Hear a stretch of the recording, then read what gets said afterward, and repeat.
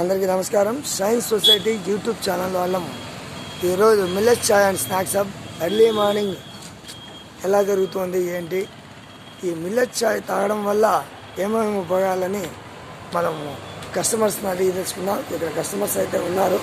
Sir నమస్తే. Sir నమస్తే అండి. మేము సైన్స్ సొసైటీ యూట్యూబ్ ఛానల్ నుండి వచ్చాము.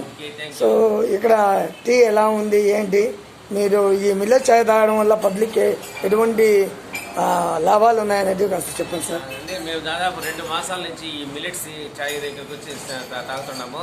అంతకుముందు మేము లెమన్ టీ తాగేవాళ్ళం రెగ్యులర్గా. మేము డయాబెటిక్ పేషెంట్స్. డయాబెటిక్ సంబంధించేసింది ఈ మిల్లెట్ చాయ్ చాలా ప్రధానమైనది, ముఖ్యమైన కూడా భావిస్తున్నాము.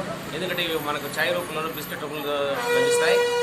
మనము జనరల్గా ఆలోచన చేసేటప్పుడు ప్రతి ఒక్కరికి టీ కాఫీ అలవాటు ఉంటుంది. ఈ టీ కాఫీ అలవాటు వల్ల చక్కెర వేసుకున్న దానివల్ల, చక్కెర చేసుకున్న వల్ల ఆరోగ్యం చెడిపోయేది, షుగర్ వ్యాధులు రావడం జరుగుతుంది. కాబట్టి అటువంటి లేకుండా మనకు చిరుధాన్యాలు, దాన్ని తృణధాన్యాలు కూడా అంటారు.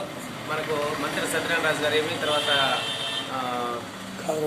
ఖాదరవల్లి గారేమి, వాళ్ళు తృణధాన్యాల మీద ఎక్కువ ఫోకస్ చేసి ఆరోగ్యానికి మంచివి అని చెప్తుండడం జరిగింది. పురాతన కాలం నుంచి కూడా మన పూర్వీకులు కూడా ఈ తృణధాన్యాల వల్లే ఎక్కువగా ఆరోగ్యంగా ఉండి హాస్పిటల్ ముఖం చూడకుండా ఉండే రోజులు ఉన్నాయి. మా తాతగారు అయితే కనీసం జ్వరం అనేది తెలియకుండాను 84 సంవత్సరాలు బతికినాడు. మమ్మల్ని అంతా ఎగతాళి చేసేవాడు, ఏం రాని అప్పుడే జ్వరమో ఏం జ్వరమో మాట్లాడి కొనుక్కుంటామని. అటువంటి లక్షణాలన్నీ మంచి ఉన్నాయి. కాబట్టి మనము తృణధాన్యాలను సంబంధించిన ఈ టీలో కానీ లేకుంటే బిస్కెట్స్ రూపంలో తీసుకుంటే మంచిది. ఈ కాలంలో చిన్నపిల్లల్లో కూడా డయాబెటిక్ సిమ్టమ్స్ కనపడుతున్నాయి. కాబట్టి చిన్నప్పటి నుంచి వాళ్లకు ఈ తృణధాన్యాలని, తర్వాత చాక్లెట్ రూపంలో పరిచయం చేసి వాళ్ళకు అలవాటు చేస్తే రాబోయే కాలంలో